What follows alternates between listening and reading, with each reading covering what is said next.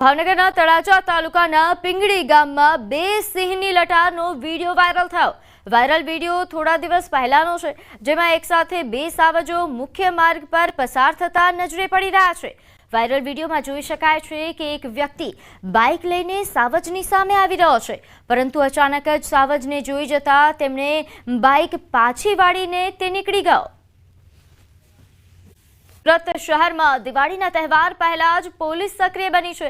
ડબગરવાડ વિસ્તારમાં લાયસન્સ વિના ફટાકડા વેચતા બે દુકાનદારોની ધરપકડ કરવામાં આવી। ફાયર સેફટી વગર ફટાકડાનું જોખમી રીતે વેચાણ કરતી બે દુકાનો પર પોલીસે દરોડા પાડ્યા। ઓમ ક્રેકર્સ અને ઓમ ગાયત્રી મલ્ટી શોપમાં ફાયરના સાધનોનો અભાવ હતો। દરોડા દરમિયાન પોલીસે કુલ ₹1.84 લાખના ફટાકડા સીઝ કર્યા હતા, તો પોલીસ દ્વારા બંને દુકાનદારોની ધરપકડ કરવામાં આવી છે। આવી બેદરકારીના કારણે અનેક વખત જાનહાનિની શક્યતા ઊભી થતી હોય છે, તેથી પોલીસે કડક કાર્યવાહી કરી। તરફ પાટણમાં વાંસના ટોપલા બનાવવાની સામગ્રીની આડમાં વિદેશી દારૂની હેરાફેરી ચાલતી હતી।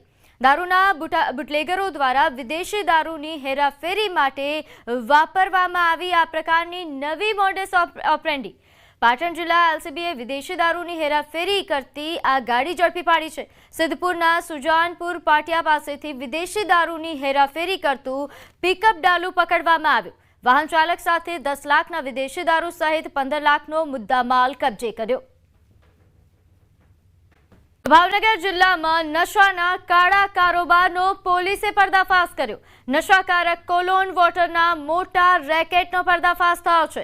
4 અલગ અલગ સ્થળોએ પોલીસે દરોડા પાડ્યા।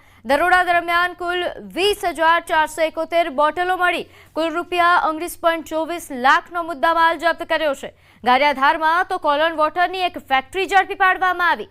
પોલીસે 6 આરોપીઓની ધરપકડ કરી છે અને એક આરોપી હજુ ફરાર છે।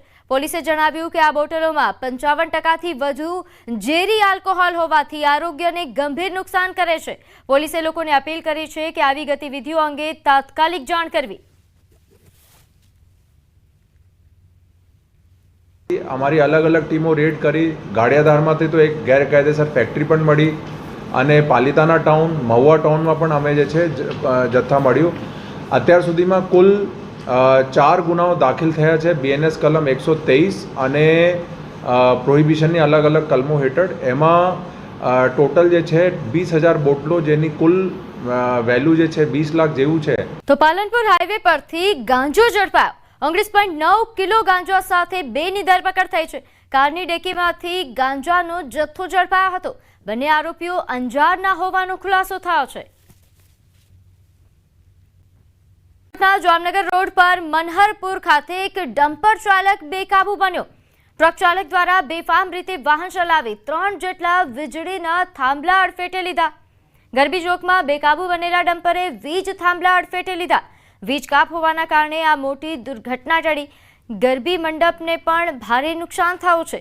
સ્થાનિકોએ ડ્રાઈવર પર ગંભીર આક્ષેપ કર્યા। ડ્રાઈવર નશાની હાલતમાં હોવાનો સ્થાનિકોનો આક્ષેપ છે, તો ડમ્પર લઈને ડ્રાઈવર દારૂ પીવા આવ્યા હોવાનો પણ આક્ષેપ થઈ રહ્યો છે।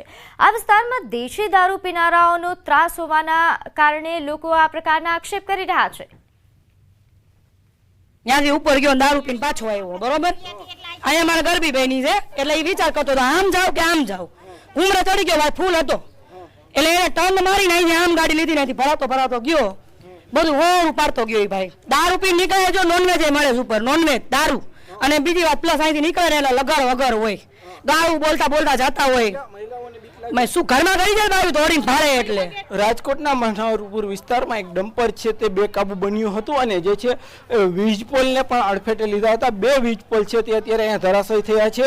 આજે જે છે આજે બુધવારનો દિવસ હતો અને ક્યાંક વીજ કાપ હતો, એટલા માટે મોટી દુર્ઘટના ટળી છે। દ્રશ્યોમાં પણ જોઈ શકો છો કે આ વીજ પોલ છે તે અત્યારે અહીંયા ધરાશયી થઈ ગયા છે। એટલું જ નહીં, વાહનોને પણ અડફેટે લીધા હતા। ગરબીનો એક જે મંડપ છે, આ મંડપને પણ જે છે અત્યારે અહીંયા ધરાશયી થયેલો જોવા મળી રહ્યો છે। ખાસ કરીને અનેક લોકો છે તે જે છે એ અડફેટે આવતા બચ્યા હતા। આ ડમ્પર વાળા ભાઈ હતા, ઓલા બેન ની હતા, આ થાંભલા બધા પાડી નાખ્યા જો। અને બીક તો લાગે ને છોકરાઓને ભાઈ, છોકરા અમારા અહીંયા જ રમતા હોય, મંદિરે જ હોય પ્રસાદી લેવામાં। હવે છોકરાઓને કઈક થયું હોય તો શું કરે? એ ભાઈ આ ભાઈ થાંભલો પડ્યો માથે, ઘડીક વાર મને માથાથી રહી ગયા, ઘડીક વાર માથે પડ્યો, તમે શું કરી લે તેને? દારૂ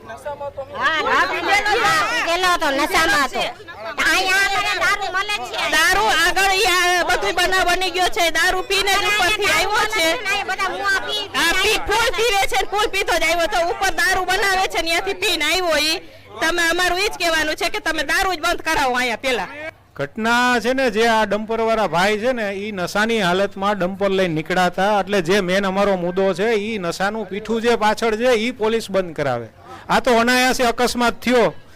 નાના બાળકો અહીંયા મંદિર છે, મંદિરમાં નહીં ઈજા નથી થઈ, એટલી માતાજીની મહેરબાની.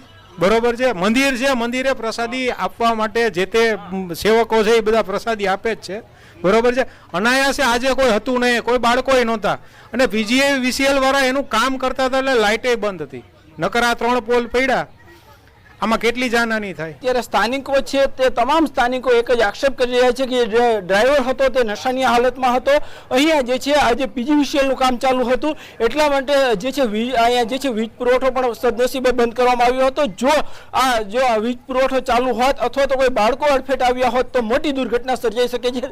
ત્યારે આવા શખ્સો સામે કડકમાં કડક કાર્યવાહી થવી જોઈએ. તે 1-2 લોકો નહીં, પરંતુ સમગ્ર આ વિસ્તારના જેટલા પણ લોકો છે તેમની આ એક જ માંગ છે. ડેરીની ચૂંટણીને લઈને રાજકીય ગરમાવો સર્જાયો છે. બનાસ ડેરીની ચૂંટણીને બિનહરીફ બનાવવાની કવાયત શરૂ થઈ છે. ફોર્મ પરત ખેંચવાના પ્રથમ દિવસે જ દાંતા બેઠક પરથી 2 ફોર્મ પરત ખેંચાયા. વિજયસિંહ બારડ અને જવાનજી ઠાકોર અમૃત પરમારના સમર્થનમાં ફોર્મ પરત ખેંચ્યા છે. તો દાંતા બેઠક પર 5 ઉમેદવારમાંથી 3 ઉમેદવારો હવે મેદાને રહ્યા.